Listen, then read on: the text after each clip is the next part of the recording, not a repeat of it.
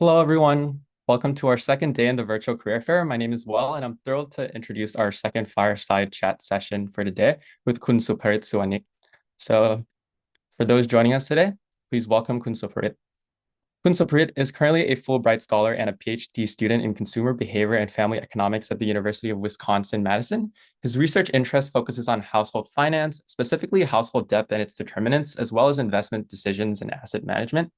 Kun Supit also has more than 10 years of experience at the Bank of Thailand, where he served in multiple roles, including that of an economist responsible for analyzing both the Thai and international policies. In this capacity, he provided key economic insights to support monetary policy and structural policy decisions. Most recently, he was a principal researcher at the Boya Angpakorn Institute for Economic Research. There, he gained extensive experience in development economics and monetary policy, collaborating with academic and research institutions both domestically and internationally. He also served as a research assistant to Professor Robert Townsend in the Department of Economics at the Massachusetts Institute of Technology. Additionally, he holds a Master of Applied Economics from the University of Michigan Ann Arbor, a Master of Public Administration from Thammasat University, and a Bachelor of Business Administration in Banking and Finance from Chulalongkorn University. Again, please welcome Kun Supit. สวัสดีครับผม สวัสดีครับ Thank you very much. I need to share the presentation first. Moment. So for those just joining us, if you look at the bottom of the UI in Zoom, if you want to submit any questions, please submit it in the Q&A function and not the chat. We'll be using the chat for live updates on the program, but please direct all your questions to the Q&A portion of Zoom. Thank you. Great. Okay. Do you see my presentation now? ครับผม Okay. Thank you. So, สวัสดีครับ everyone from around the world and also the online participant on YouTube.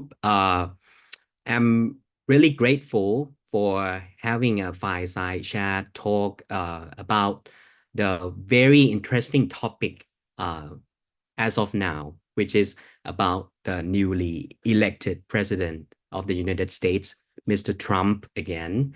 So I would like to extend my heartfelt thanks to ATSA and Job Top Gun for inviting me as a special guest for this virtual career fair fireside chat. And as I told, today's topic is incredibly timely. And given our limited time, I will focus on just a few critical issues that I believe we should be well prepared and keeps an eye on very closely, as many of them may directly impact our lives, particularly the Thai students in the United States of America. And before I dive in, I want to clarify that the views and opinions expressed and I will be sharing today are entirely on my own and do not necessarily reflect the views or positions of any organizations that I represent. And I wish I could have more time than 30 to 40 minutes, but I would try my best to speak within this limit concisely. And let's hope that we still have time for the Q&A session after my talk. And don't worry if you cannot follow or miss any point along the presentation. The slide deck that I made it myself can be sent to you upon the request, and you can listen to it again on YouTube, of course. All right, so by now, we all know that the US election result has already turns up. I remember the night of the November the 5th so vividly. I was closely monitored the live updates on the election results. And I have to say that I was a bit surprised by the strong support for Trump, especially since I live right now in Madison, Wisconsin. Madison is a city that traditionally leans towards the blue or the Democrats. So it was quite surprising. And the next day, I totally recall that the town was so silent, strangely. And some of us even organized a dance party for anyone who was feeling quite a bit sad or frustrated or even numb. But, as always, we have to respect the results from the election and keep moving forward. And let's hope that in this term, Mr. President, Mr. Trump can deliver on his promise to make America great again, right? But I would say this brings us to a very thought-provoking question. America deserves Donald Trump, but does the world? I find this question really compelling. And it's actually a quote from one of the Bloomberg opinion pieces titled America Deserves Donald Trump, the world doesn't. It's a perspective worth considering as Trump's policies and all the actions impact not only the US, but they have various impacts internationally, or I can say globally. So this question challenges us to think about the broader implications of his leadership on the international stage, specifically. So I have crystallized the issues, what I believe to be the most pressing issues. Here we have 13 as our lucky numbers, the 13 essential points to keep an eye on. And these cover both geopolitics and economics, which are at the heart of today's talk.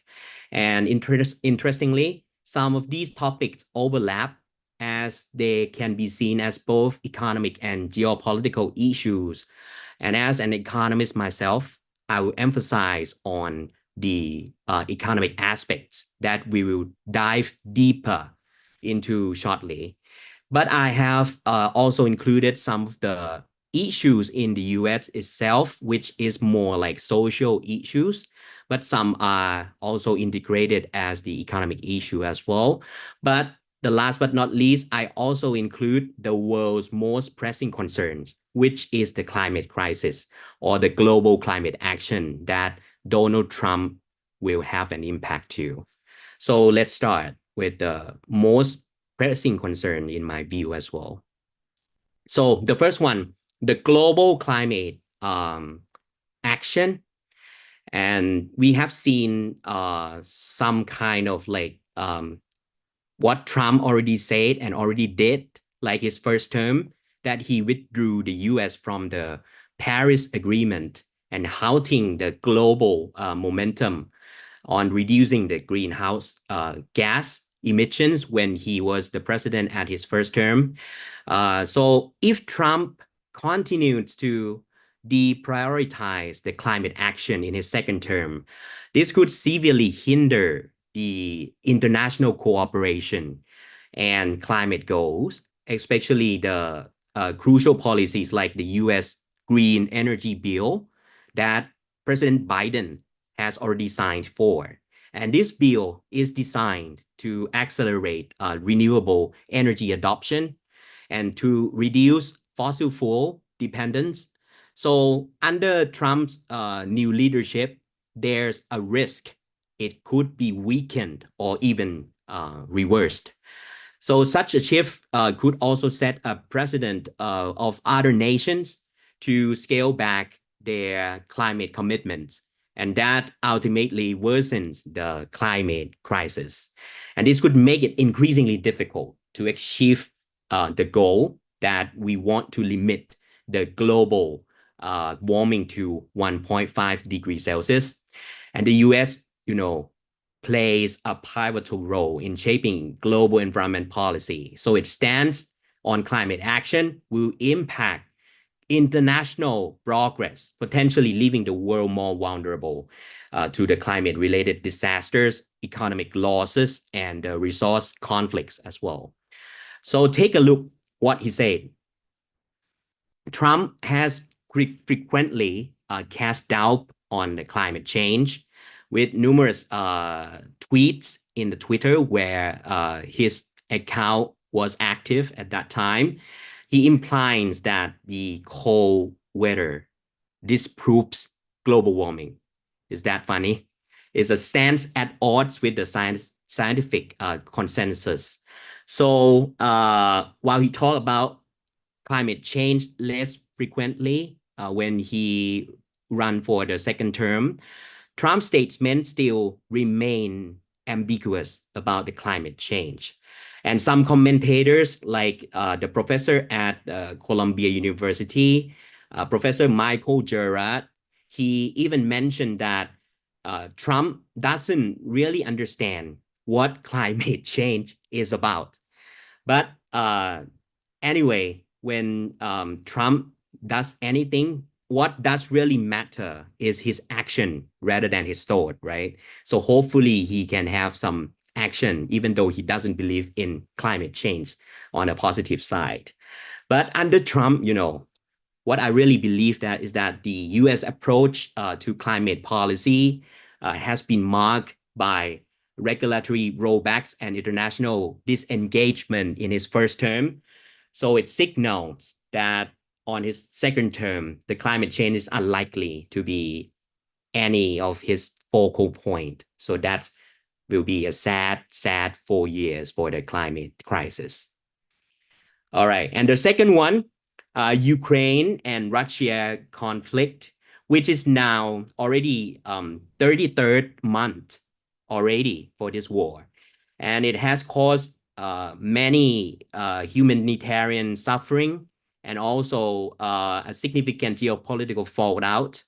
And on a positive note, for the Donald Trump presidency, Donald Trump has hinted, as some of you may know, that he is willing to create peace and this war must end, right? But the strategy of his remains very unclear, and some speculate that his approach could involve pressuring Ukraine to make the territorial concessions to Russia in exchange for the ceasefire from Russia itself.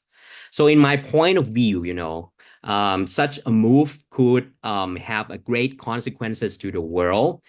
It undermines the global norm against the territorial aggression, and it might signal to other nations as well that the military force can lead to territorial gains, encouraging some similar actions that the bigger countries can just invade the smaller countries. So this would not only threaten the international stability, but also weaken the principle of sovereignty, and also the which is already stipulated in the international law that everyone should be respect to. And so the U.S. position on this conflict is extremely important, and how it engages could either reinforce the global norms of territorial integrity, as I said, and also needs to shape the international relations between many countries in the world as well. So that remains the question. And however, just a couple of days ago, this is quite surprising because for the first time, the current U.S. President Joe Biden authorized the Ukraine's military to use the U.S. supplied long-range missiles to strike targets inside Russia. So this decision likely comes in response to North Korea's move, because North Korea is an ally to Russia, right? Kim Jong-un said that he would like to send the troops, additional troops, thousands of troops to support Russian President Vladimir Putin's invasion of Ukraine. So this might be a very high dynamic updates that you need to monitor the new development regularly, and requires the need for the continued close monitoring as well. So the other one, the third one, Middle East conflicts. And we are talking about all the geopolitical conflicts right now, all right?